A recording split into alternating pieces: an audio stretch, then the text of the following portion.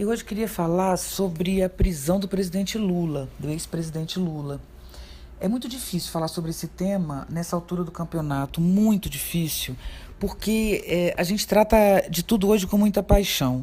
Como eu já comentei em outros momentos aqui na rádio, a gente vive uma polarização no Brasil e no mundo em função, inclusive, da manipulação de informação.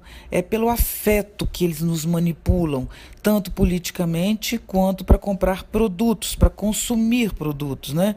Foi isso que o rapaz que trabalhou para a empresa que vazou dados no Facebook declarou, né? E a gente tem como saber isso. Então isso hoje é muita paixão que a gente vive, então é muito difícil, mas eu preciso falar sobre isso.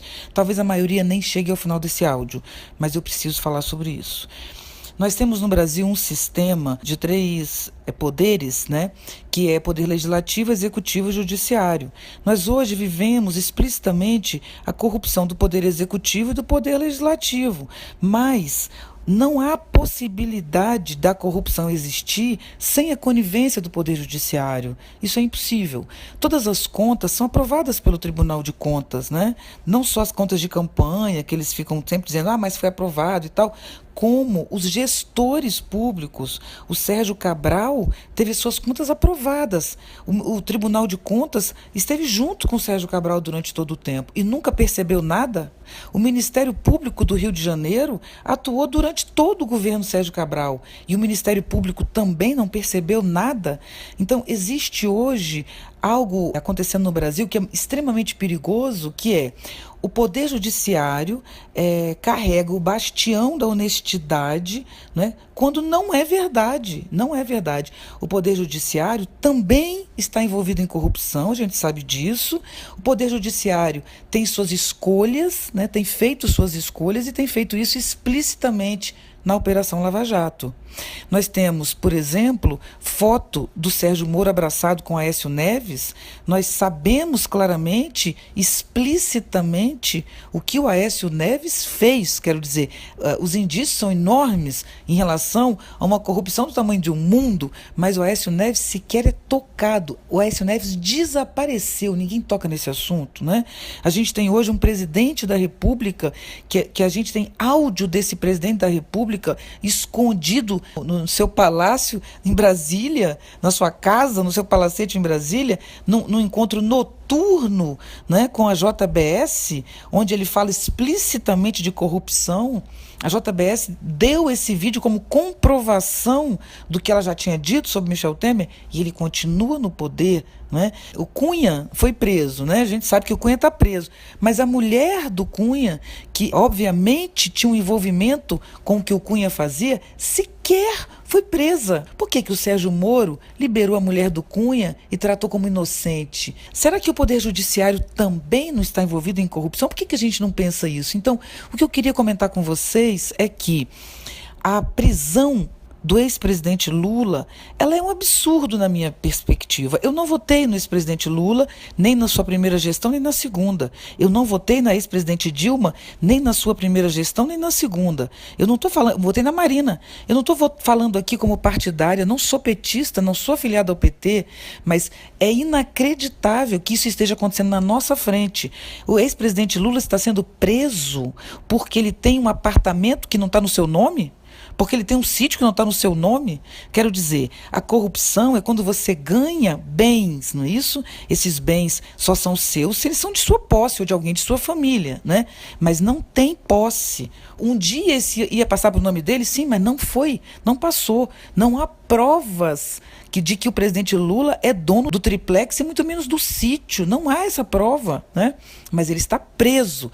Então, a gente tem que prestar atenção no modelo que a gente está utilizando para vencer a corrupção. Será que a gente está vencendo mesmo a corrupção? Ou será que o impeachment da presidente Dilma, né, que não está envolvida em nada, nada? Quer dizer, por que tiramos a presidente Dilma? Porque ela era incompetente, mas a gente não faz o impeachment de um presidente por incompetência, não. A gente faz quando ele comete um crime. Vocês têm certeza que a presidente Dilma cometeu mesmo um crime enquanto era presidente do Brasil? E foi tirada do governo pelo Michel Temer, que objetivamente, explicitamente está envolvido com crimes contra a União, né?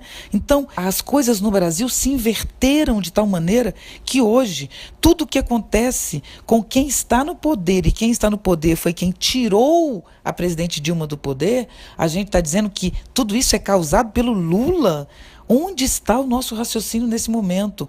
É preciso ter um mínimo de clareza sobre isso. O Adolfo Pérez Esquivel está indicando Lula para o Prêmio Nobel da Paz. Sabe por que ele está indicando?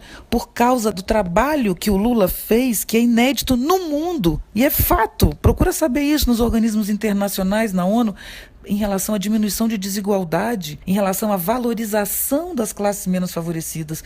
O Lula está sendo acusado exatamente por isso, né? Está sendo acusado por quê? Porque distribuiu o dinheiro do Brasil para os pobres, né? É esse tipo de argumento que eu ouço de pessoas, né, no Brasil inteiro. Ah, mas ele criou o Bolsa Família e distribuiu, acabou com o Brasil. Não é verdade, não é verdade. É preciso que a gente procure os dados e procure dados de organismos internacionais em relação ao governo Lula, né? Em relação ao que o Lula está sendo acusado.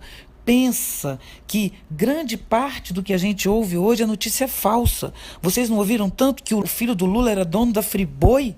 Mas foi exatamente a JBS, que é dona da Friboi, que mostrou a corrupção do Michel Temer, que foi quem tirou a presidente Dilma do governo, né? Então, meus queridos e queridas, um dia toda essa história vai ficar muito clara. Um dia os meus netos vão ler nos livros de história, eu tenho absoluta convicção, eles vão ler uma história muito diferente da que hoje está sendo contada no Brasil por grande parte da população brasileira. O Lula, nesse momento, terá se tornado um mito, porque nós teremos matado esse presidente, nós teremos destruído esse presidente. Matado, eu estou dizendo no sentido metafórico, né? Pode até ser real, né? Mas a gente está destruindo a carreira desse presidente, difamando sua vida, colocando esse presidente numa prisão, movido por um ódio abstrato, né, por um juiz que cometeu crimes, porque expor áudios de uma presidente não deveria ser considerado correto nem legal, nunca foi. O Sérgio Moro fez isso, explicitando isso no Jornal Nacional. O Jornal Nacional sempre teve acesso às gravações antes de todo mundo. Ninguém pergunta por quê. Como o Jornal Nacional pode explicitar? Ninguém pergunta Tina, isso veio de alguma determinada fonte. Mas de que fonte? Como assim uma fonte? Ninguém fala que fonte é essa, quer dizer que pode. Enfim, as coisas não são como elas parecem, né?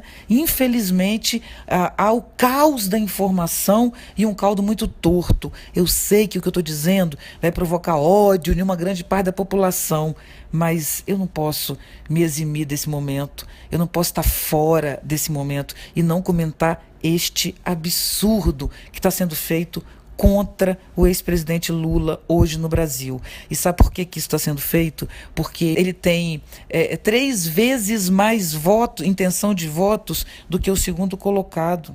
Por isso que o presidente Lula está sendo colocado nessa situação, para que ele não possa se eleger, porque hoje ele se elegeria. E sabe por que ele se elegeria, mesmo com todo o processo de difamação? Porque o número de pessoas no Brasil que de fato foi beneficiada no governo Lula é muito grande. E a população está entendendo muito bem o que está acontecendo. E ela que quer votar no Lula. Por que o Lula não pode se candidatar? Pode sim se candidatar, ou deveria. Essa é a minha posição.